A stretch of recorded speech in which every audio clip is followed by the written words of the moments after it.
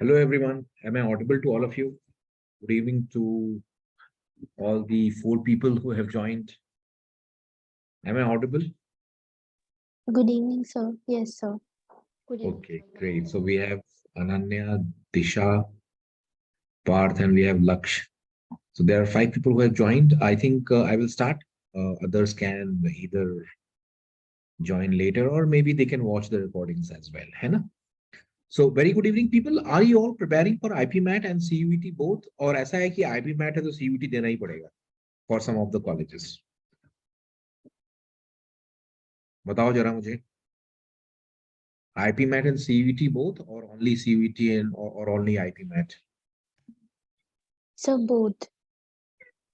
अच्छा मुझे बताओ, I think some of the colleges of Delhi University, they would be taking IP MAT, right? Sorry, they would be taking CUET for their BBA programs. Am I correct? है ना? Yes, sir. और IP MAT वाला जो है आपका जो IP MAT Indore and Rohtak and other places. So IP MAT is slightly tougher and I think CUET is a little easier, but the college is difficult to get into. तो आपको IP MAT की तैयारी करनी पड़ेगी. तो अगर IP MAT की तैयारी की है आपने तो आपका CUET हो ही गया एनीवेज. करेक्ट? सही कह रहा हूं मैं? Yes. है ना? क्योंकि CUET is very easy, so there is no special preparation required for CUET. The only thing is that you will have to solve mocks. खूब सारे mocks देने पड़ेंगे जो CUET के पैटर्न के हैं. देखो CUET इस साल आसान आया था. इस साल मतलब 22 में आसान आया था. 23 में आसान आएगा कि नहीं ये कहना बड़ा मुश्किल है. तो प्लीज ये सोच के मत चलो कि CUET बड़ा आसान है, बिकॉज हो सकता है कुछ चीजें और एक नंबर भी यहाँ वहां हो गया तो बाहर हो गया.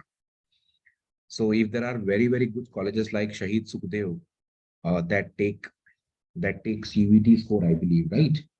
तो उसमें तो अगर एक नंबर भी आपका कम आया, एक भी कहीं से गलती से गलत हो गया तो बाहर हो गए. इसका मतलब ये है कि every mark is important, positive और नेगेटिव. तो आपको मेहनत तो करनी है. और IP मैट तो आप जानते ही हैं डिफिकल्ट होता है, इतना आसान नहीं होता. मैंने लास्ट ईयर कुछ बच्चों को पढ़ाया था और मैंने पुराने IP मैट पेपर भी सॉल्व किए हैं, तो मैं जानता हूँ IP मैट इज टफ. उसकी तो verbal as close to CAT as possible.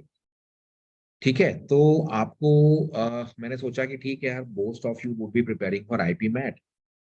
तो मैं सोचा कि भाई ठीक है, कोई ऐसा टॉपिक लूं जिससे थोड़ा मजा आए, थोड़ा एंटरटेनमेंट हो. वोकैबुलरी से होता है एंटरटेनमेंट, बट मैंने सोचा कि आपने पैराजम्बल्स देखे हैं? पैराजम्बल्स कैसे आते हैं IP मैट में, कोई बताएगा मुझे? अगर आपने पुराने IP मैट के पेपर देखे हैं तो आपने पैराजम्बल्स देखा होगा ना. उसमें पैराजम्बल्स किस तरह के होते हैं, कोई बताएगा मुझे? सर लाइंस दी होती है, उनको टाइप करना होता है, ऑप्शंस नहीं टाइप करना, ऑप्शंस नहीं होते. करेक्ट. यानी कि अगर मैं आपको ये बता दूं कि देर आर 4 सेंटेंसेस, तो मेरे पास 4 सेंटेंस कौन कौन से हैं? चलो मानते हैं सेंटेंस 1 ये है, सेंटेंस 2 ये है, सेंटेंस 3 ये, सेंटेंस 4 ये है. ये 4 सेंटेंस हैं. ये कुछ भी हो सकते हैं. और ये बॉक्स दिया हुआ है जिसमें आपको सही सीक्वेंस लिखना है. करेक्ट. अब वो सही सीक्वेंस कुछ भी हो सकता है. वो सही सीक्वेंस कितने सारे वैरायटी के होंगे? 2 3 4 1, 4 3 2 1. It can go to almost 16 different kinds. पता नहीं कितने होंगे. तो आपको ये फिट करना है. अगर आपका आंसर सही हुआ तो आपको फुल मार्क्स मिलेंगे, नहीं हुआ तो आपको 0 मिलेंगे. नेगेटिव मार्किंग शायद नहीं होती. तो what you see is that these 4 sentences have to be arranged, है ना? They have to be arranged and they have to be entered in the box. What is the probability कि arrangement सही होगा? Low probability है ना? Highly by highly 24. हाँ, बहुत लो है. अगर मैं आपको 4 ऑप्शन देता हूँ, चलो बेटा 4 ऑप्शन ले लो. ये है 4 3 1 2, 4. ठीक है, चलो ये है 2 1 4 3, ये है 1 4 3 2, और ये है 2 1 3 4. कैन आई से ये इजियर है compare to entering the answer? Yes और नो? Yes. ये इजी क्यों है वैसे? आंसर एंटर करने के बजाय ये आपको इजी क्यों लगता है? क्योंकि आपके पास 4 चॉइसेस हैं, इसी में से एक आंसर है. The probability of getting the right answer is 25%. इसमें आपको लगता है यार 4 तो स्टार्ट नहीं करेगा, 1 भी स्टार्ट नहीं करेगा, 2 ही स्टार्ट करेगा, तो आपकी 50% चांस सही होने के हो गए. तो मेरा कहने का मतलब क्या है, समझो इस बात को. मेरा कहने का मतलब ये है कि अगर ऑप्शंस देंगे तो क्वेश्चन बड़ा आसान हो जाएगा, ऑप्शन नहीं है तो क्वेश्चन बड़ा डिफिकल्ट हो जाएगा. और मैंने पेपर देखे हैं, क्वेश्चन इतना आसान नहीं होता. अब बहुत लोग बोलते हैं छोड़ दो, नहीं करना अपने को ये वाला क्वेश्चन बिकॉज ये अननेसेसरी का पेन देगा। ठीक है, अच्छी बात है, but at least you should try to build the concepts. क्योंकि एक और क्वेश्चन आईपी मैट में आता है, वो कहता है कि ये आपके मतलब ये आपका पैराग्राफ है और यहाँ पर एक ब्लैंक डाल देंगे और ये ब्लैंक को आप ABCD 4 तरीके से भरिए, तो कौन सा ऑप्शन ये ब्लैंक में फिट हो जाएगा? ये भी आता है ना, यस सर। ये भी आता है, मैंने देखा है। तो ये पूरा पैराग्राफ है, इस पैराग्राफ में यहाँ पे एक ब्लैंक डाल दिया गया है, आपको 4 ऑप्शन दिए गए हैं और बोला गया है कि इन चारों ऑप्शन में से कौन सा ऑप्शन इस ब्लैंक में बढ़िया से फिट हो जाएगा। कहना है ये भी पैराजम्बल ही है, एक तरह का, एक तरह का पैराजम्बल है ये। इसमें जम्बलिंग नहीं कर रहे हो आप, लेकिन आप एक सेंटेंस को निकाल के फिट कर रहे हो ताकि वो जो आ रहा है उसके आगे है उसके पीछे वाले से परफेक्टली मैच हो जाए, है ना? तो ये भी पैराजम्बल है। तो ऐसे कुछ वैरायटीज आएंगी एग्जाम में, ऐसी कुछ वैरायटीज आएंगी एग्जाम में। तो आप सब तो सबका सब नहीं छोड़ सकते कि सब छोड़ देंगे हम, भैया हम खाली आरसी करेंगे। आरसी तो बहुत टफ हो जाता है। तो आरसी छोड़ दोगे, पैराजम्बल छोड़ दोगे, फिल इन द ब्लैंक छोड़ दोगे, तो बचेगा क्या? वर्ड यूसेज कितना निकाल लोगे उसमें से? इसका मतलब पैराजम्बल के तरफ ये एटीट्यूड मत रखिए आप कि मैं छोड़ दूंगा। ट्राई तो करूंगा, हो सकता है इक्का दुक्का इजी क्वेश्चन बन जाए। ठीक है, सो क्वेश्चन की डिफिकल्टी आइडेंटिफाई करना बहुत इंपॉर्टेंट है। क्वेश्चन की डिफिकल्टी आइडेंटिफाई करना बहुत इंपॉर्टेंट है, और ये तब होगा जब आपने उस क्वेश्चन की प्रैक्टिसिंग की है। जब प्रैक्टिस करोगे, आसान है या डिफिकल्ट है ये मालूम पड़ जाएगा। प्रैक्टिस ही नहीं करोगे तो क्या आसान क्या डिफिकल्ट। ठीक है, इसलिए मेरा सजेशन ये है कि if your friends are telling you that you should leave parajumble, please don't say outrightly I will leave parajumble. Do some sort of practicing, go through some concepts. If you get easy questions in the exam, you please attempt those easy questions, you might get them correct. If you think that the questions are difficult, you can leave. ये नहीं बनेगा तो fill in the blank वाला parajumble बन जाएगा, कुछ तो बनेगा ना यार। In a very very competitive exam, every score matters, every negative positive matters. कहीं भी हो सकता है कि 2 4 5 पैराजम्बल आते हैं, उसमें से 2 बड़े इजी आ गए, आपके फट से बन गए, तो आपके कंपटीटर फट से बना ले जाएंगे, आप बैठे रहोगे ऐसे ही। So please don't make this mistake of basically leaving a certain topic completely. Try करके देखो, उसकी इजी और डिफिकल्ट क्वेश्चंस को सेग्रीगेट करना सीखो, तो थोड़ा बहुत बेटर होगा in comparison to leaving out rightly. चलो, अब मैं आता हूँ आज के टॉपिक पे, कि आज का टॉपिक है पैराजम्बल्स, और मैं इसको बड़ा इंटरेस्टिंग बनाया। मैंने इंटरेस्टिंग कैसे बनाया कि मैंने कहा भाई आप 4 सेंटेंस क्यों अरेंज कर रहे हो यार? 4 सेंटेंस तो बहुत डिफिकल्ट हो जाएगा आपके लिए। आप एक काम करते हैं, हम सिर्फ 2 सेंटेंस अरेंज करेंगे। तो क्या पॉसिबिलिटी है? या फिर 2-1 होगा अरेंजमेंट, या फिर 1-2 होगा, राइट? कहना ऐसे ही बहुत आसान है, बहुत मजेदार भी है, क्योंकि 2 यस सर। सेंटेंस को अरेंज करने में इजी होगा। जब आपका 2 सेंटेंस में हैबिट बन जाएगी तब आप 3 सेंटेंस को पकड़ लेना। 3 सेंटेंस आपने कर लिया, फिर आप 4 सेंटेंस को पकड़िए, और जब आपने 4 कर लिया तो आप 5 को पकड़िए। अब 5 बहुत डिफिकल्ट हो जाएगा, मुझे लगता है शायद 4 सेंटेंस आते हैं ना आईपी मैट में, या 5 आते हैं? सर मर्जी होती है सर उनकी। आई थिंक लास्ट ईयर नहीं, अब 4 कर दिया होगा, कैट में उन्होंने पहले 5 रखा था। अगर 5 वाला है तो छोड़ देना, बिकॉज वो फिर बहुत मुश्किल हो जाएगा। 4 है तो हो सकता है बन जाएगा, 3 कभी आएंगे नहीं। ठीक है, सो मेरा कहना है कि let's begin with only 2 sentences. 2 he combination होगा, या फिर 1-2 होगा, या फिर 2-1 होगा। इससे लॉजिक आपका डेवलप हो जाएगा, और जब लॉजिक आपका डेवलप होगा तो छोटा लॉजिक आप बड़े में लगा सकते हो। ध्यान रखना इस बात को, छोटा लॉजिक बड़े में लग जाएगा। Always whenever you are practising, start with smaller units. Smaller units को बड़ा बड़ा करते करते अपन बड़ा करेंगे। ठीक है, सो ये हम ध्यान में रखते हैं कि we will start with smaller units and then we will gradually increase the size of the unit so that we don't have much difficulty in adapting. All of you can see the screen on your this the sheet that I am sharing. सबको दिख रहा है ना? हाँ जी sir. बढ़िया से, चलो मजा आएगा आज। अब मैंने क्या लिखा है ध्यान से देखो जरा, look at the question instruction. There are 15 independent questions presented here, यहाँ पे आर आएगा, वो मिस कर दिया मैंने। There are 15 sentence independent questions presented here. Each question has two sentences A and B. These sentences can be arranged either as AB or BA, or they might even be disconnected. What is disconnected? थोड़ा सा उसमें ना connection नहीं बैठ रहा है। Write your arrangement below each question or write that they are disconnected. अगर आपको लग रहा है कि disconnected है तो disconnect लिख दो, otherwise AB या BA लिखो। तो हम लोग एक एक क्वेश्चन को पकड़ेंगे और मैं आपसे क्वेश्चन पूछूंगा कि आपने इसको BA क्यों किया, आपने AB क्यों नहीं किया, या आपने कोई और क्यों नहीं किया, या आपको डिस्कनेक्शन क्यों लग रहा है। तो जब हम ये क्यों का क्वेश्चन पूछेंगे ना, तब हमको समझ में आएगा कि एग्जैक्टली लॉजिक और प्रिंसिपल क्या होता है। प्रिंसिपल का मतलब क्या होता है, एक तरह की concept.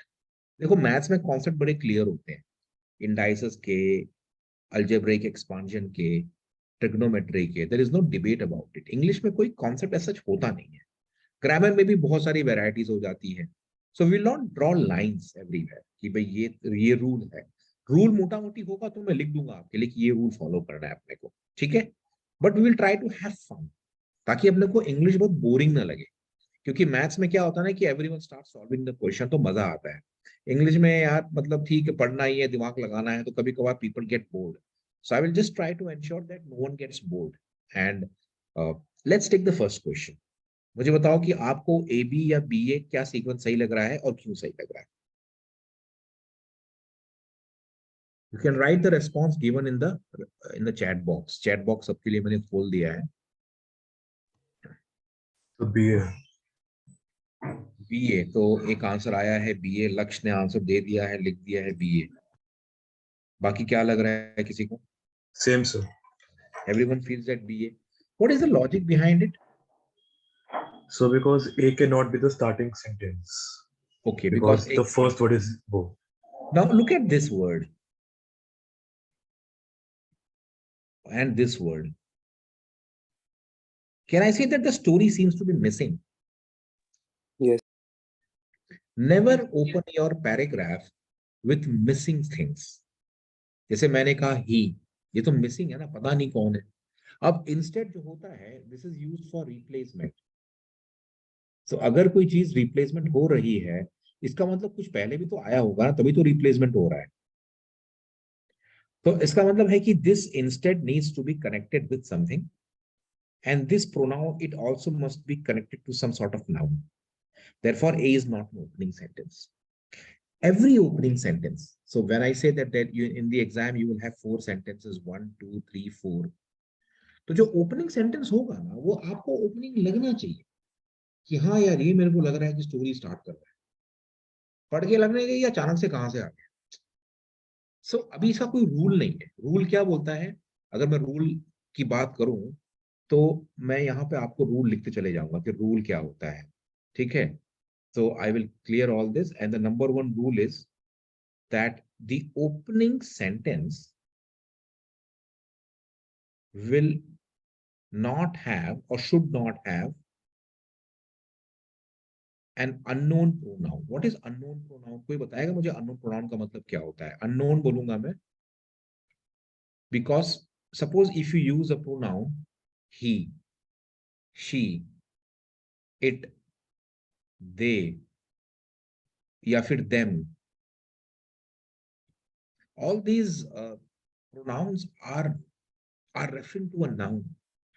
Without knowing the noun, I can't use the pronoun. So मैं लिखता हूं I met him after so many years. Now this sentence is grammatically correct, ऐसा कोई प्रॉब्लम नहीं है इसके साथ। लेकिन अगर ये ओपनिंग सेंटेंस होता है तो मुझे लगता है कि मैंने कुछ मिस कर दिया क्या, ये बंदा हिम है कौन। This is what comes to my mind, and therefore this will never be my opening sentence because I met him whom, I तो मैं समझ गया जो लिख रहा है भैया, जो लिख रहा है वो I है, ठीक है। But who is this person? I don't know. So this is not going to be my opening sentence. My opening sentence should never have any unknown pronoun. Should never have, कभी कभार हो सकता है गड़बड़ हो, usually it should not have. और ये unknown pronoun जो है ना, ये इसकी तरह नहीं है, एवरीवन, एवरीबॉडी, है ना, एवरीथिंग, या फिर समवन, या फिर ऑल। ये सब प्रोनाउन जो है ना, ये किसी को रेफर नहीं करते, लेकिन ये पक्का किसी को रेफर करते हैं। यस और no? So these are called indefinite pronouns. Indefinite pronouns can always come in the opening sentence. कैसे मालूम है? I can have my opening sentence like this: all of us believe in God. Many of us uh, even though we don't know where God is, we still believe in him. तो all of us का मतलब कौन हो गया? हम सब लोग। वो किसी को all को specifically refer नहीं कर रहा है, हम सब लोग मतलब all हो गया। So there are lots of pronouns like these which don't refer to specifically any person or a group of person. But ये जो है, ये हमेशा किसी न किसी को रेफर करते हैं, ये ऐसे ही नहीं आ जाते। ये अगर ओपनिंग सेंटेंस में आते हैं तो गड़बड़ है। These can come. सबको कॉन्सेप्ट समझ में आ गया कि this is known as indefinite pronoun and this is known as definite pronoun. Clear to all of you people? Definite मतलब क्या? पक्का किसी की बात हो रही है। What is indefinite? कोई भी हो सकता है। समझ में आ गया सबको the difference between definite and indefinite pronoun? Your opening sentences will not have definite pronoun. इसको unknown के बजाय मैं क्या बोलूंगा? Definite. Clear? Definite pronoun unknown नहीं होना चाहिए, known होना चाहिए कि ये किसी noun को refer कर रहा है। Clear?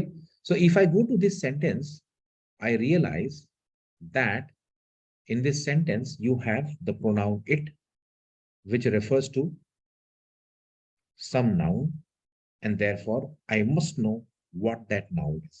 This noun is not there in this sentence. It must have come before it. And what is that noun? Aluminium. Aluminium is the most abundant metallic element in the Earth's crust, but it is never found naturally. It is never found naturally. तो फिर कैसे मिलता है? Instead, it always appears. Now you realize that why the word instead has been used. ये पता है क्यों use किया गया है? क्योंकि instead is basically substituting this never found. It is never found naturally. Instead, it appears in this format.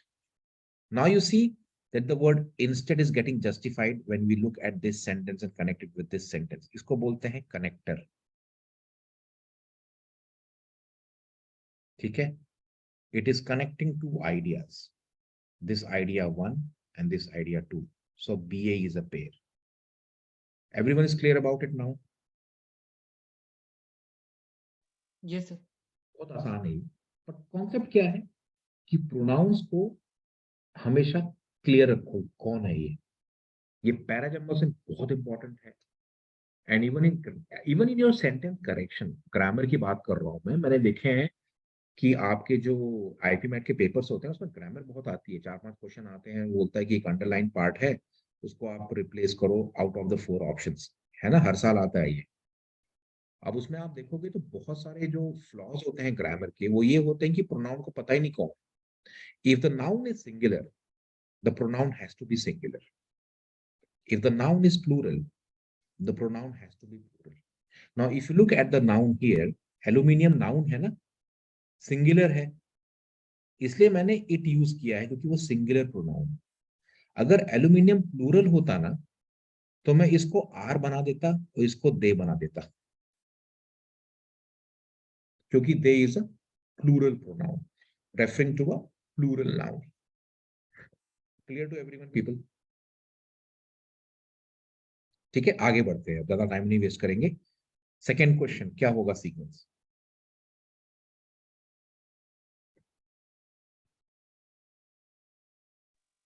AB.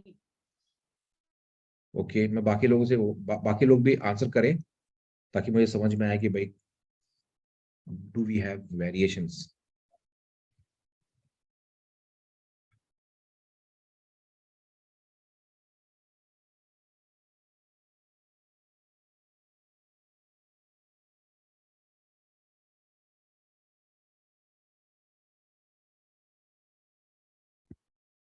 BA क्या होगा? Now look at this, अभी मैं सर BA एक और कॉन्सेप्ट लिख देता हूं यहाँ पर, ठीक है? आप AB को ध्यान दो, मैंने इसको जानबूझ के ना इसको B कर दिया है, ये B कर दिया है मैंने, इसको A करके रखा है। सो आप उसी ऑर्डर में जाएं, नहीं तो मालूम पड़ा आपको लगा कि ये A है, पहला वाला है तो ये होगा, दूसरा वाला है तो ये B होगा। नो, ये A रखा है मैंने और ये B रखा है, जस्ट मेरे से मिस्टेक हो गई थी, but treat this as A and this as B. BA अच्छा देखो, मैं एक आपको सेंटेंस बना के देता हूँ, मुझे बताओ कि लॉजिकल फ्लो लॉजिकल है नहीं है। So I will just put this here, एक कॉन्सेप्ट लिख देता हूं मैं ताकि आप सबको इसका आइडिया रहे कि व्हाट इज द कॉन्सेप्ट। एक मिनट, पेन कहाँ पे दिया? ठीक है, the concept is move from generic to specific, generic idea to specific idea. ठीक है, always move from broad details to minute details, है ना? ये आपका मूवमेंट होना चाहिए हमेशा। आपको मैं एग्जांपल देता हूं, I met with an accident, ठीक है? I met with an accident, a two-wheeler hit me from behind, ठीक है? सेंटेंस नंबर 1, सीक्वेंस क्या होगा? 1-2 होगा या 2-1 होगा? 1-2 So 1, 2. सबने कहा 1-2 ना, 2-1 क्यों नहीं होगा? सर क्योंकि 2 Sir, अगर उसने because पहले 2 बोल is दिया the cause of the. significance ही नहीं रहा कोई। आपने बताया कि a two-wheeler hit me from behind, तो इसका मतलब एक्सीडेंट तो हो ही गया, तो समझ में आता है ना ऑटोमेटिकली, इसको बोलने की क्या जरूरत है? अगर आपने ये बोल दिया, कह रहा है से ये वेस्टफुल हो जाता है, यस वेस्टफुल हो गया ना। वेस्टफुल का मतलब क्या है? कुछ फायदा नहीं है। आप मेरे घर पे आए, खाना वाना खाए, 2 बच्चे देखे मेरे, 2 बच्चों को आपने प्यार किया थोड़ा सा, मेरी वाइफ आपको चाय बना के दी, मैंने आपको शादी के फोटो, मतलब मैंने आपको बेसिकली बताया कि भाई ठीक है ये मेरे चिल्ड्रन है, फिर आप जाते जाते बोलूंगा कि आई एम मैरिड, तो आप बोलोगे सर ये मैरिड बोल के कोई फायदा नहीं है, because it is visible, the details that you have given implies that you are married. अब यहाँ पे सेम चीज हो रही है, आप देखोगे। So when I go to my sheet here, what is happening? As with all mining of metals, bauxite mining presents certain hazards. Correct? आपने क्या बोला? Bauxite mining presents certain hazards. Can I say those hazards have been given here? Yes, sir. है ना? Because chief among them is the, ये जो bauxite dust है, ये तो bauxite के mining के hazard की बात कर रहा होगा ना? Yes or no? तो आपने अगर इसको बोल दिया तो इसका कुछ फायदा है क्या लिख के बाद में? If you put B at the start, does A make any sense after that? No. No क्योंकि हैजर्ड्स तो आपने बता दिए ना मेरे को, क्या क्या हैजर्ड है? Degraded soil, polluted runoff, bauxite dust clogging machinery and lungs. So all these are the hazards. So you have given me the hazards, and after that you are telling me that bauxite mining presents certain hazards. What is it's wasteful. The better idea is say that it is presenting lots of hazards or certain hazards, and then you talk about the hazards. Yes or no? Mention that bauxite mining presents certain hazards. In the next sentence, you go and talk about the hazards. So if you're writing an essay, you would say that I have been to many places as a traveler. And then you mention the list of all the places. I have been to this place, that place, that place, that place. And then you say, I have been to many places. अरे आपने इतना सारा नाम मेरे को बता दिया, तब क्या फायदा बोल के I have been to many places? वो तो समझ में आ गया मेरे को. Did you know, do you know, understand why it should move from A to B and not from B to A? The concept is, what is the concept? देखो concept मैंने लिख दिया, इसमें लिख दिया था आपसे. Always move from generic idea to specific idea. I met with an accident is basically a very broad information. ये उसका एक डिटेल है, मानते हो कि नहीं? जी सर. एक्सीडेंट का ये ब्रॉड आइडिया है, न्यूज है कि भाई हाँ कल तो XYZ का दिल्ली में एक्सीडेंट हो गया. कैसे हुआ? अरे वो अपनी मतलब मारुति 800 में चला रहे थे और शराब पी हुई थी. डिटेल आ गया पूरा. डिटेल आने के बाद में आप बोलोगे उसका एक्सीडेंट हो गया, तो लोग बोलेंगे अरे यार ठीक है, वो तो समझ में आ गया. ठीक है. सो दो चीज, the opening sentence will not have any definite pronoun. Move from generic idea to specific idea and move from broad details to minute detail. आप कभी भी है ना कोई चीज की जब डिस्कशन करते हो ना, तो उसके broad details की बात करते हो.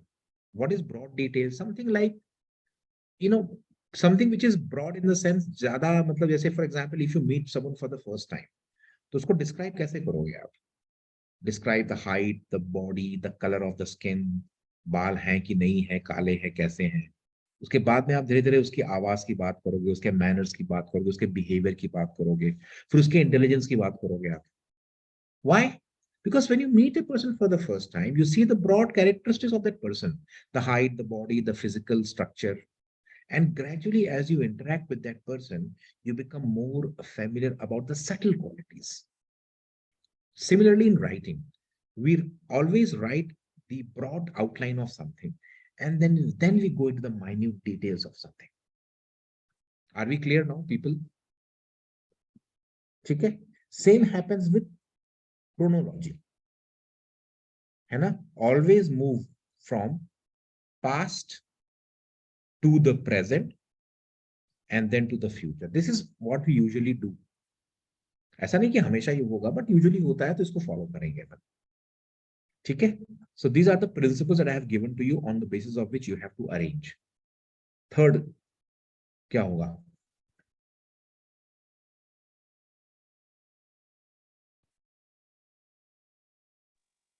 So BA.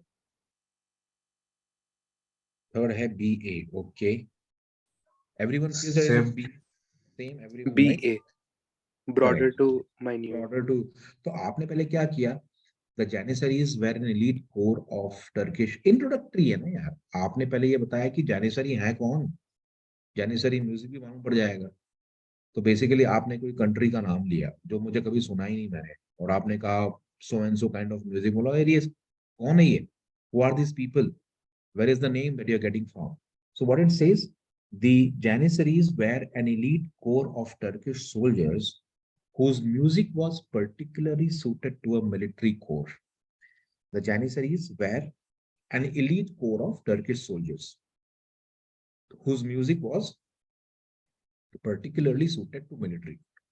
And Janissary music use. So this is basically a specific detail about Janissary music. And this is the broad outline of Janissaries, that they were elite core Turkish soldiers.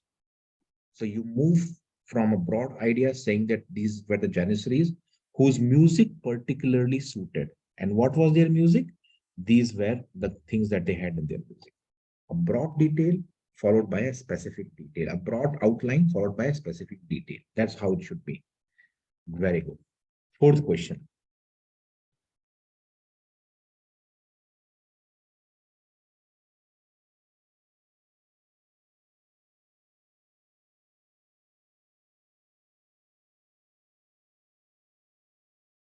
See, if you feel any discomfort in the connection, मुझे बताना कि sir discomfort यहाँ पे आता है. AB. हाँ, AB तो movement कुछ discomfort लग रहा है क्या आपको? Movement में? अगर कुछ कट गया ऐसा लग रहा है ना? Feeling आ रही है वो वाली? Do you get that feeling that something has been cut off or sliced away from the sentence?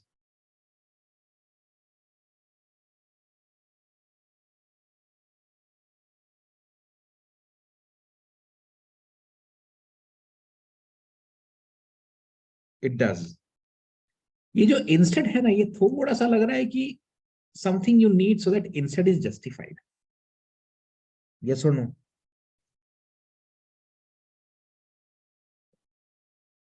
For years, a great many political scientists have been puzzled by what appears to be, देखो A से B ही होगा, इसमें कोई दो राय नहीं, B से A कभी नहीं जाएगा। बट मेरा कहना क्या है ना कि sometimes you should feel that errors coming in, कि कहीं ना कहीं कुछ तो ग्रामेटिकली गड़बड़ हो गया है। गड़बड़ पता है क्या हो गया? ये बोलता है कि for many years a great many political scientists have been puzzled, और किससे पजल हो रहे हैं? Why vote? So if this is the puzzle and then the author says the puzzle lies instead, उसको deny करना चाहिए ना कि puzzle तो ये नहीं है, puzzle ये है। Yes or no?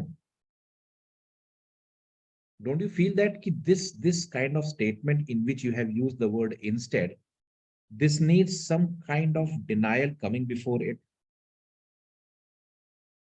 यहाँ पर so आप कैसे लिखोगे? I will not go to Mumbai via train, है ना? I will instead, है ना? Instead use my car. तो instead क्यों आपने यूज किया है? क्योंकि you will not go by train. So the train has been replaced with instead. I mean, the instead is used to show that you will not go by train, you will go by a car. यहाँ पर आपने कहा for years a great many political scientists have been puzzled by what appears to be the most basic of all political questions, why vote. So this is something that has been puzzling scientists. You should come and say that this is not the right puzzle. The puzzle lies instead in something else. So though I would say that AB is the movement, if it comes in the exam, I would still feel that there is something which is missing, which needs to justify the presence of the word instead. Yes or no? Yes, sir. तो इसको बोलते हैं grammatical flaw. Instead तो use हो गया है, लेकिन उस तरीके से यूज नहीं हुआ। Because whenever you use the word instead, there has to be something coming before which complements that word instead. उसके complementing के बिना थोड़ा it will sound as if there's a break in the flow. Fifth question. Very easy. You all should get it correct.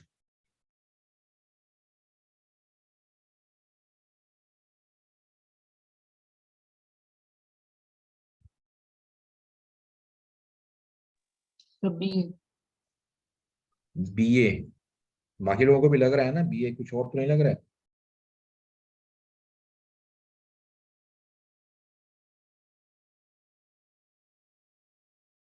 Everyone feels BA? कुछ और होगा तो देखो ये तो बड़ा आसान है। क्रोनोलॉजी, इससे chronology can often be used to arrange sentences. मतलब कि जो पहले होता है वो जनरली क्रोनोलॉजिकली पहले आ जाता है। Whenever you are writing a narrative of something or narrative form, something in narrative form, the past comes first, then the present, and then the future comes. So आपने क्या कहा? The history of cricket in Australia dates to 1803 when the game was introduced. So the game was introduced means this is going to be an introductory sentence. I mean, in comparison to A. The first intercolonial match took place in 1815. अब आप बोल रहे हो intercolonial match है, कौन सा match है यार? क्या ये फुटबॉल का मैच है? बताओ मुझे, क्या ये टेनिस का मैच है? मैच तो कहीं हर जगह होता है, हॉकी का भी मैच चल रहा है आजकल। तो इंटर कॉलोनियल मैच मुझे पता ही नहीं किसकी बात हो रही है। इसका मतलब ये है कि ये मैच जो है ये क्रिकेट का मैच है। तो पहले आप क्रिकेट की बात करो, फिर आप मैच वर्ड यूज करो। आपने मैच वर्ड यूज कर लिया पूरे पैसेज के अंदर, मुझे पता ही नहीं कौन सा मैच खेला जा रहा है, एंड में मालूम पड़ा कि क्रिकेट की बात हो रही है। So a good writer would say that the history of cricket in Australia dates to 1803. The first intercolonial match refers to what? The cricket match, which has been mentioned in B. So the movement is from B to A. It's a very, very simple arrangement. Some arrangements are very simple like this one. Some can be a little complicated. Look at this one now. It's a very easy, बहुत easy questions है. But मैं क्यों करा रहा हूँ ताकि आपको concept समझ में आए कि कोई चीज की क्लैरिटी कब मिलती है, जब उसका लॉजिक सही होता है। Sixth question, all of you please try.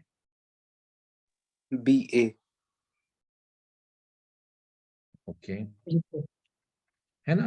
अब देखो आपने क्या कहा, horses competing in the equestrian. See understand, अभी आप वोकैबुलरी भी करते जाओ साथ साथ में. What is equestrian? Equestrian means concern with horses. In fact horse का एडजेक्टिव इक्वेस्ट्रियन है, कंसर्न विद हॉर्स और हॉर्स रेसिंग.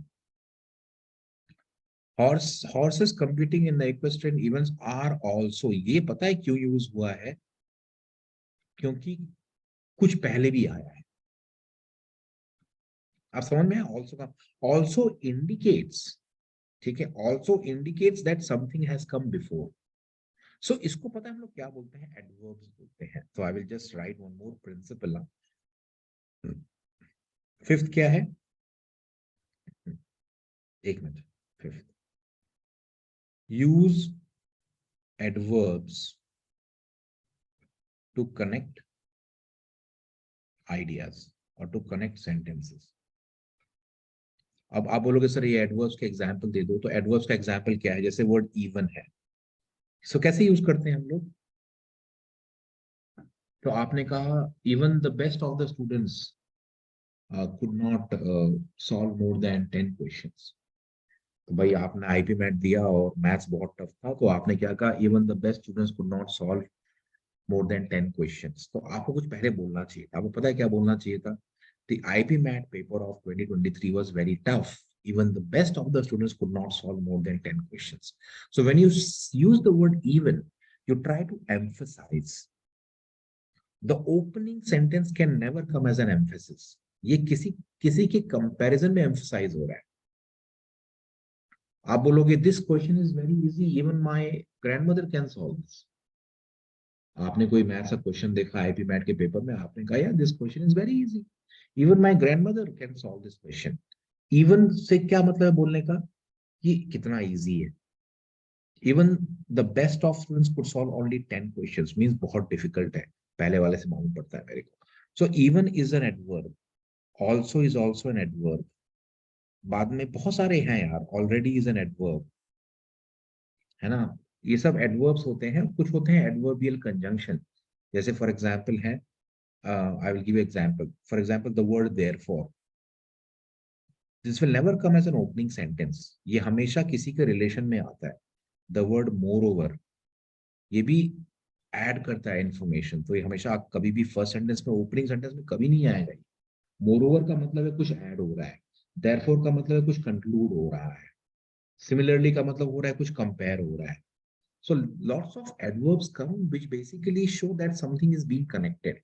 इसको बोलते हैं कंजंक्टिव एडवर्ब. ये सब प्योर एडवर्ब है, और ये सब है कंजंक्टिव एडवर्ब है. इसके बहुत सारे एग्जांपल हैं, moreover, however. As we take questions I will show them to you. ठीक है? Clear to all of you now? तो आपने क्या देखा कि जो जो सेंटेंसेस ज्वाइन होते हैं उसके अंदर जो ऐसी चीजें छोटी छोटी आती हैं, this might help you to connect the ideas. So for example, एक minute, look at this, are also. This is getting balanced by aren't the only ones. So this comes first, this comes second. The movement happens like this. Humans aren't the only ones tested for illegal drugs. Horses are also scrutinized. So you're not the only one. Even we also are scrutinized. This is what the difference is. तो ये जो नजर पड़ेगी ना आपकी, आपको फट से लॉजिक दिखेगा, आप फटाफट कनेक्शन बना बिठा लेंगे, and it becomes an easy task in comparatively.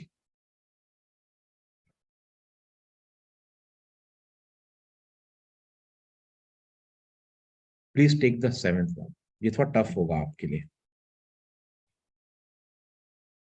but easy to arrange. Arrangement तो हो जाएगा, नो डाउट अबाउट इट. कहां से अरेंजमेंट हो रहा है actually? Which phrase is helping you make the arrangement easy?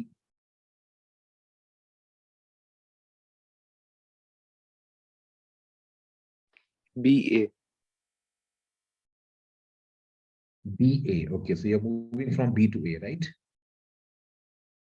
You know, there's a word given here, properly understood. ये है. उसे फर्दर डिस्क्राइब कर रहा है वो एक। हाँ, प्रॉपरली अंडरस्टूड इसका मतलब ये है कि दिस इज एडिंग समथिंग और basically giving some sort of better clarity. पढ़ के मेरे को ऐसे ही लग रहा है कि ये ऐसा लग रहा है कि ये ज्यादा क्लैरिटी दे रहा है किसी चीज के बारे में। तो आपने कहा scientist have long acknowledge the power of metaphor and analogy properly understood analogical metaphor thing are not mainly ornamental aspects of language but serve as bridge from the known to the unknown. तो what happens is ना बहुत लोग उसको पकड़ नहीं पाते। मैं बोलता हूँ देखो यार बहुत कुछ समझने की जरूरत नहीं है। ये जो फ्रेज है ना ये शुरू में कभी नहीं आएगा। अरे कुछ तो बताओ तब उसकी बेटर अंडरस्टैंडिंग आएगी ना। आप मुझे कुछ तो बताएं और फिर उसकी बेटर अंडरस्टैंडिंग आएगी। आपने मुझे कुछ बताया नहीं, शुरू कर दिया प्रॉपर्ली अंडरस्टूड। अरे भैया प्रॉपर्ली अंडरस्टूड क्या है ये चीज? So the author says scientists have long acknowledged the power of metaphor. तो आप बोलोगे सर साइंटिस्ट एनालॉजी या मेटाफर तो लिटरेचर में यूज होता है। A scientist would not use metaphor. Metaphor is used by writers who are writing poems and novels. So the author says scientists have long acknowledged the power of metaphor analogy. अब सुनने वाला बोलेगा अरे scientist और metaphor, तो उसने क्या कहा? Properly understood. To give a better clarity, he says that analogical and metaphorical thinking are not merely ornamental parts of language, but they serve as a bridge from the known to the unknown. ये किसके लिए काम आएगा? ये basically scientist के मतलब की बात है ना। तो पहले आप बी लिखें फिर आप। Every phrase that you use is used with a certain purpose. वो खाली ऐसी हवा में नहीं खड़ाया करते। जैसे हम लोग जब when we used to read our academic books तो खाली मेमोराइज करने से मतलब था। जब हमने रीडिंग स्टार्ट की तो हमको समझ में आया अच्छा ये सब फ्रेजेस भी कोई कुछ मायने होते हैं इसके। Properly understood means what? The author is giving us a better sense of clarity, and this clarity is for this statement, and therefore BA is the right sequence. So always, whenever you are arranging sentences, you have to be very very clear कि clues कहाँ पर है। Clue का मतलब क्या होता है? Pronoun, adverbs, adverbial conjunction, all जैसे आपको दिखते ना उनको पकड़ लो। आप बोलोगे यार ये मेरे को यूज हेल्प करेगा सेंटेंस को कनेक्ट करने में। और जितने क्लूज मिलेंगे ना आपको उतना बढ़िया उतना इजी है क्वेश्चन। क्वेश्चन में क्लू ही नहीं है, समझ में नहीं आ रहा है कि आगे पीछे कहाँ है। It's a difficult question. So when you see parajumbles the first thing is look for as many clues as possible. That will make your job easier.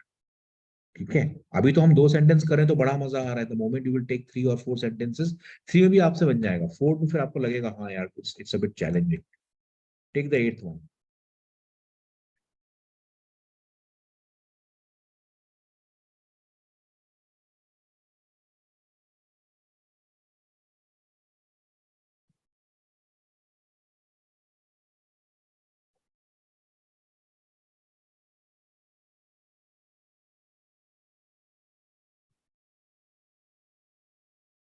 So B. BA, right? How would you do it with BA? BA. Correct. BA कैसे होगा? You start with see understand commenting on Boethius in his Divine Comedy. So you know what happens when you have this person coming here, Dante commenting on Boethius in his Divine Comedy notes how he made quite plain the world fallaciousness, himself receiving consolation from his ideas. So the point is okay, ठीक है यार, आप यहाँ से भी शुरू कर सकते हो. But when I see this sentence, it says in the consolation of philosophy, Boethius was concerned with the solace that philosophy can provide. So this is the book by this author. And in this book, he is concerned with the solace. Solace means comfort, particularly during distress, that philosophy can provide. Dante notes how he made quite the he made quite plain the world's fallaciousness, himself receiving consolation from his ideas. इसका मतलब क्या है कि ये किताब लिखी गई by someone by the name Boethius in so and so year, and Dante basically notes something about this book. So again, based on chronology and based on introduction, I have to introduce this guy first and then talk about him later or how he influenced others. So BA is the right movement, moving from B to A. 9th question.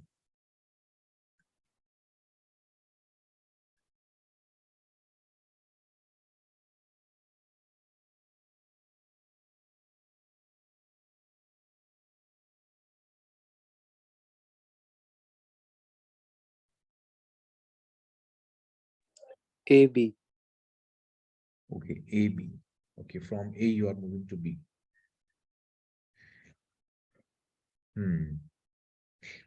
किसी को लग रहा है कि sir कुछ तो disconnection है?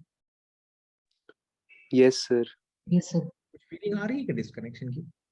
देखो ये बहुत, मैं इसलिए पता है मैं कहीं कहीं में डिस्कनेक्शन डाल रहा हूँ ताकि आपको फीलिंग में देखा तो फीलिंग आ रही है कुछ तो मिसिंग हो गया है again.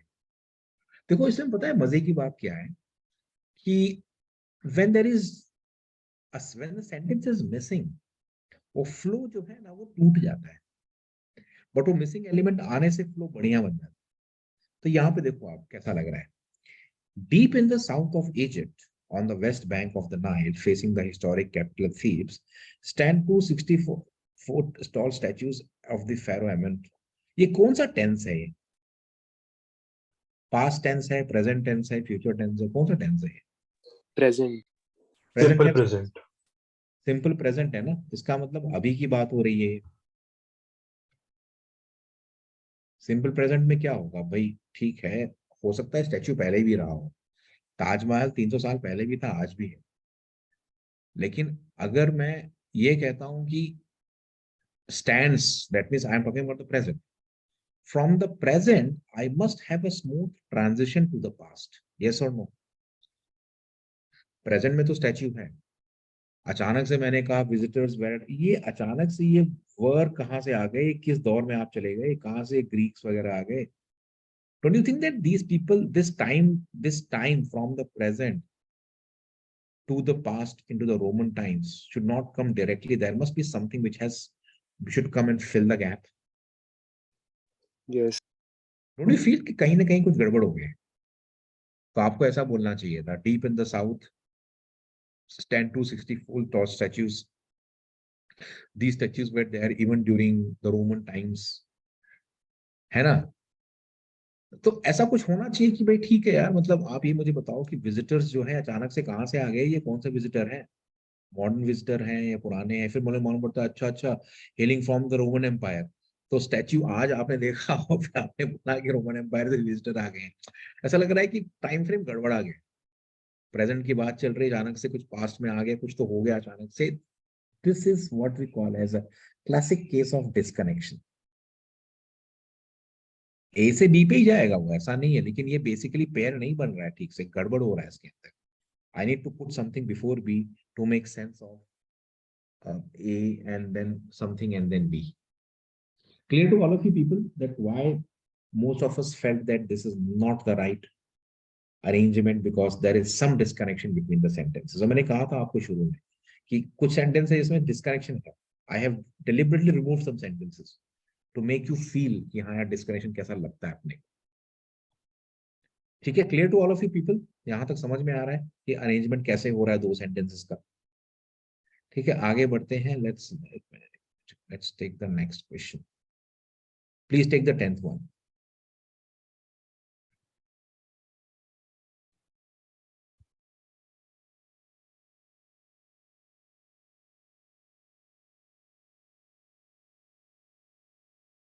BA. Okay, BA. Correct. Sir ये पीपल्स जो है वो रॉन्ग वर्ड नहीं है?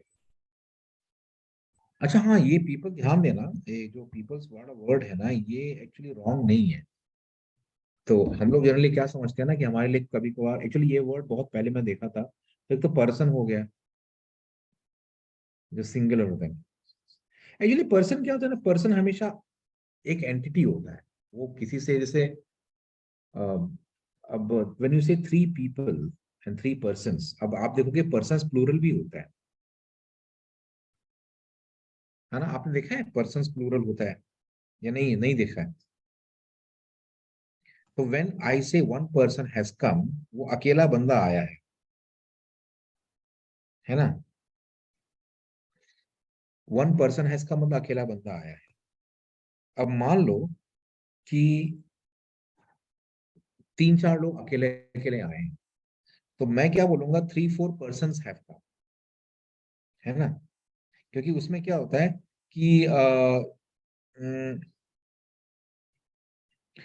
मतलब वो बेसिकली लीगल उसमें यूज होता है कभी कभार, तो रिफ्लेक्ट बेसिकली कि ये जो पर्सन है ना, ये हर लोग हर एक इंडिविजुअली अलग अलग है इन लॉ समटाइम्स। अदरवाइज इसका प्लूरल क्या होगा, पीपल हो जाएगा। और जो पीपल में पीपल्स होता है, कनेक्टेड फीलिंग आ जाती है सर। हाँ पीपल्स जो होता है बेसिकली रेस होता है, रेस एंड एथनिक ग्रुप होता है, ठीक है। रेस, एथनिक ग्रुप, नेशनैलिटी, ठीक है, जिसको बोलते हैं पीपल्स, ओके सर। है ना। पीपल्स मतलब race and ethnic group and nationality, अलग अलग यहाँ वहां से लोग हैं तो पीपल्स बोल सकते हैं हम लोग, अंडरस्टूड सर। है ना। सो वो थोड़ा होता है, ये यूज होता है, ऐसा नहीं है। सो विथ माइग्रेंट्स तो मतलब मर्चेंट, स्पेसिफिक उसके लिए है ना, मतलब हाँ पीपल्स। उसी स्पेसिफिकली उसके लिए होता है, अगर पीपल्स यूज नहीं करते हम लोग, जी सर। है ना। सपोज किसी किसी एंथ्रोपोलॉजिस्ट ने कहा द पीपल्स ऑफ इंडिया, अगर उसने ये वर्ड यूज किया तो आप बोलना कि शायद he is referring to the diverse ethnic combination in India. So ethnic क्यों हो गया, भाई साउथ के लोग द्रविडियन है, नॉर्थ के लोग कुछ और हैं, ईस्ट के कुछ और हैं। So all these are different ethnic groups that have come to India over the past many centuries and millennia. Now they have become Indian peoples. समझ में आया कि नहीं? So when you say Indian people, anyone who is having Indian nationality is an Indian people. But when you say Indian peoples, इसका मतलब ये है कि you are looking at the country from the angle of different ethnic groups that have come together to create the Indian nationality. And therefore, Indian peoples in the anthropological sense would make perfect sense. ठीक है, with migrants, merchants, enslaved people, soldiers, tourist. तो ये देखो ना, tourist कहीं और से आया होगा, पिलग्रिम और भी कहीं से आया होगा, सोल्जर शायद उसी का होगा, merchant, migrant कहीं और। तो all these are basically what different kinds of people. That's why I never had the peoples. Clear to all of you? Yes sir. From B to A. ये ग्रामर में आ सकता है, बी वेरी वेरी केयरफुल, बहुत लोग mark कर देंगे wrong कि peoples तो होता ही नहीं है, बट ये करेक्ट है। 11th क्वेश्चन बी ए। बहुत बहुत आसान है यार, बी। ये देखो, ये जो बट होता है ना, ये बेसिकली नेगेटिव एंड पॉजिटिव या फिर पॉजिटिव एंड नेगेटिव, वो कॉम्बिनेशन में आता है। So India has much to be proud of and celebrate, but there is also much that is wrong. तो ऑल्सो जो है ये दिखाता है India has much, but there is also much, and but why, because proud and celebrate worse is wrong. सो ये positive and ये negative balance हो रहा है but say. It's a very very easy question, you could have got it correct. But वाला conjunction जब आता है ना, तो आपका फिर तो मतलब कॉन्ट्रास्ट होना ही होना है कहीं ना कहीं से। आप सोचो कि आपने ओपनिंग सेंटेंस निकाल लिया और आपने बट यूज करके एक पेयर बना दिया, आपका पैराजंबल ऑलमोस्ट हो गया है, ऑलमोस्ट हो गया है। अगर वो 4 सेंटेंस है तो, अगर 5 है तो फिर ठीक है। चलो 12th question, B A.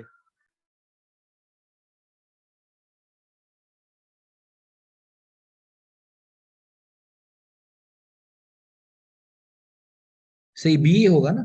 I still feel कुछ तो ग्रामेटिकली गड़बड़ लग रहा है मेरे को। According to an influential strand of thought, strand का मतलब क्या होता है, थ्रेड, धागा बोलते हैं ना हम लोग, तो strand of thread. Thought. So, according to an influential strand of thought with Chinese philosophy, humans and other animals are not only entities with the capacity to act. We are in turn. In turn का मतलब ये है कि ये कुछ चाहिए. It needs pairing. Understand? One of the most important rules of parajambal is that try to form pairs. यानी एक ओपनिंग सेंटेंस होगा और एक पेयर अगर आपने बना लिया तो आपका 50% काम हो जाएगा. So according to an influential strand of thought with Chinese philosophy, humans and other animals are not only entities are not the only entities. We are in turn acted upon by everything around us. ठीक है, सो B ए हो गया. Again I feel that something is missing, होगा सी intern, but ठीक है, सही लग रहा है, बी ए कोई इश्यू नहीं है. 13th क्वेश्चन,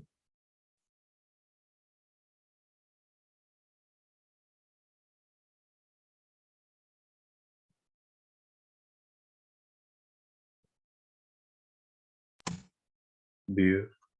कुछ गड़बड़ नहीं लग रहा है, कुछ तो बी मिसिंग लग ए। रहा है. Sentence yes sir.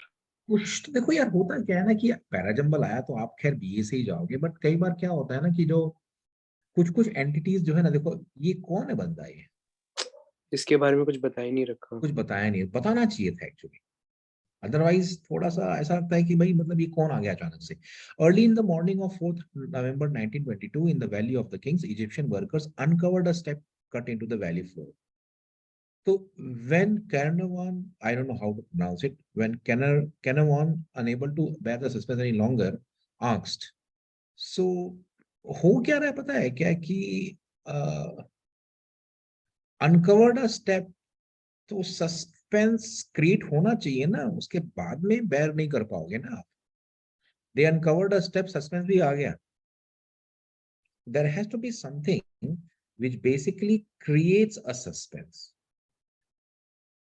create a suspense, and then you talk about cannot bear the suspense any longer। मुझे पता है क्या लग रहा है कि I open the door and I couldn't bear the suspense. अरे भैया, डोर खुला होगा, सब कुछ सामने दिख गया होगा ना यार, सस्पेंस कहाँ से क्रिएट हुआ? इसका मतलब the creation of suspense has not been mentioned anywhere, and that's why ये थोड़ा सा गड़बड़ लग रहा है।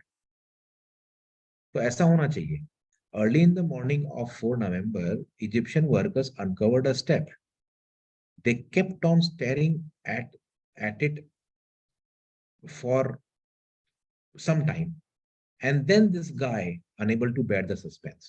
Did you understand now? You have to put in something that shows that there is a suspense being created। इसलिए मुझे B और ए तो खैर मूवमेंट होगा, बट मुझे बी और ए के बीच में कुछ अगर मैं फिट कर दूं तो बेटर बेटर स्मूथ फ्लो हो जाएगा सेंटेंस के बीच में। Clear to everyone? So can you once yes sir. again explain the scenario? What's happening in that? I will tell you like this, for example आपने क्या किया ना कि early in the morning of 4 November you uncovered a step, so you uncovered a step, so it must have become visible, right? If you uncover something, it must have become visible to everyone।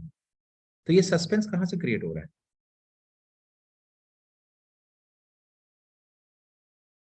इसका मतलब कुछ तो चाहिए ना बीच में।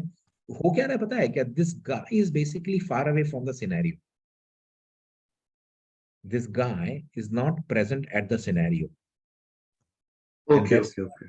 That's Okay, why वो sir. Suspense में है। तो मुझे पता है क्या लग रहा है, ये आपने बोला, फिर आपको ये दिखाना है कि ये वहां पे है नहीं, लेकिन ये दूर से देख रहा है, and now he wants to get more information, that's why यहाँ पे कुछ मिसिंग लग रहा है ऐसा, या कुछ बताया नहीं गया ऐसा लग रहा है। Yes, sir. Or he is blind, right? हाँ, थोड़ा लग रहा है कि यार नहीं नहीं, कुछ और होना चाहिए था। well see, if you're a writer or a speaker, you feel करे कुछ मिसिंग हो गया, मेरे को लग रहा है, क्योंकि स्मूथ फ्लो नहीं होता सेंटेंसेस का, वो अपने को एक तरह से इंट्यूटिवली फील हो जाता है कि कुछ तो गड़बड़ हो गया है। 14th वाला इजी है, तो बहुत इजी है। आई थिंक ये डिफिकल्ट हो जाएगा, ये ए बी या बी ए दोनों हो सकता है।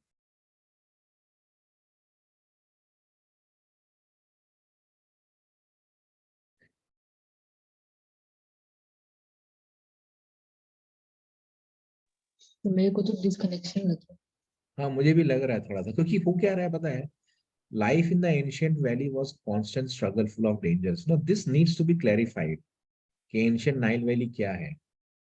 जैसे आई थिंक ये नहीं बनेगा, something is required, see lots of questions you will feel कि यार ये मेरे को लग रहा है ऐसे जाएगा ऐसे जाएगा, क्लैरिटी नहीं होती है। टिपिकल एग्जांपल है, no clarity. Life in the ancient Nile Valley. Now, I still believe that this should not come at the start. Why? Because the ancient Nile Valley doesn't always mean that it was Egypt. I know that Egypt is the only place where we have the Nile Valley, and the ancient Nile Valley means Egypt. But life in the ancient Nile Valley was a constant struggle full of dangers and challenges, just as the domestic surroundings of Operation Mission। I think वही disconnection तो अलग ही रहा है, because story नहीं बन रहा है ना यार, ए यहाँ जा रहा है बी यहाँ जा रहा है, दोनों एक ही बात कर रहे हैं। ए बी कर दो बी ए कर दो, बात तो एक ही है ना? तो बड़ा गड़बड़ है। चलो let's take the last question of the day, है ना, 15 हो जाएंगे फिर। अरे सॉरी,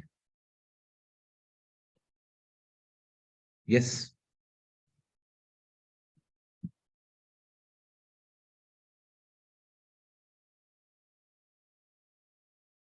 कैसा लग रहा है? ऐसे जाएगा या ऐसे जाएगा या डिस्कनेक्शन है? The disconnection. लग रहा है ना कि कुछ तो मिसिंग हो रहा है. Yes or no, people? Don't you feel something is missing? Yes, sir. A lot is missing. अरे भैया, म्यूजिक क्या क्या लेना देना इस सेंटेंस से? Music was clearly important in the lives of the ancient Egyptians. बहुत अच्छी बात है. At all levels of society, as evidenced by numerous tomb scenes. It is salutary reminder that even after more than 2 centuries of excavation in the Nile, yielding countless finds, many tales of क्या बात कर रहे हो यार? ये क्या बोल रहा है और ये क्या बोल रहा है? I don't know. म्यूजिक का एक्सकेवेशन से कोई कनेक्शन ही नहीं बैठ रहा। ये कुछ होगा तो कुछ तो कनेक्शन दिखाओ यार. कुछ भी यहाँ वहाँ चिपका के निकल जाओ. I know that this talks about Egyptians. This talks about pharaonic. Pharaonic means देखो pharaonic जो है ये pharaoh का एडजेक्टिव है ना? जैसे pharaoh जो है, pharaoh is a noun. अब इसको नाउन से एडजेक्टिव कैसे बनाओगे आप? आपको मैं बहुत अच्छा एग्जांपल देता हूँ. जैसे मून है, moon is a noun, right? इसका एडजेक्टिव क्या है? लूनार है. Sun is a noun, solar. Solar है, right? Yes. Similarly pharaoh is a noun. इसका क्या होगा? Pharaonic. Unusual nouns, unusual adjectives बनते हैं कई बार, तो उस तरह से मतलब बन जाता है adjective. So many of us will become study. ये क्या ऐसा लग रहा है कि अजीब सा है, बट ये फेरो का एडजेक्टिव है. तो अगर फेरो है तो इसका मतलब इजिप्ट की बात हो रही है. बात तो है इजिप्शियंस और इजिप्ट की बात, लेकिन कोई तालमेल नहीं बैठ रहा है. तो ये basically typical example of a disconnected sentence है. So when you see disconnection, that means something is coming and we need to fit that thing. Clear to all of you now?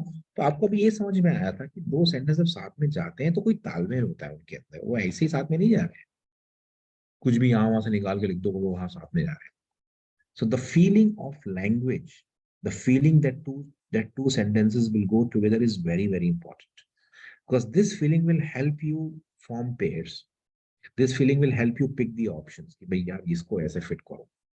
तो ये फीलिंग मैं आज create करने की कोशिश कर रहा था कि आपके अंदर वो फीलिंग आनी चाहिए. वो फीलिंग का लॉजिक भी होता है, लेकिन मैं सोचता हूँ कि लॉजिक लेवल पे जाने के बजाय आप उसको फीलिंग लेवल पे डील कर लो. So everything that is an intuition or a feeling is actually based on logic. But if you go thoroughly with logic, you will take lots of time to solve the question. इससे better क्या है ना कि आप थोड़ा उसमें feeling का भी कॉम्बिनेशन रखो. समझ में आया कि नहीं?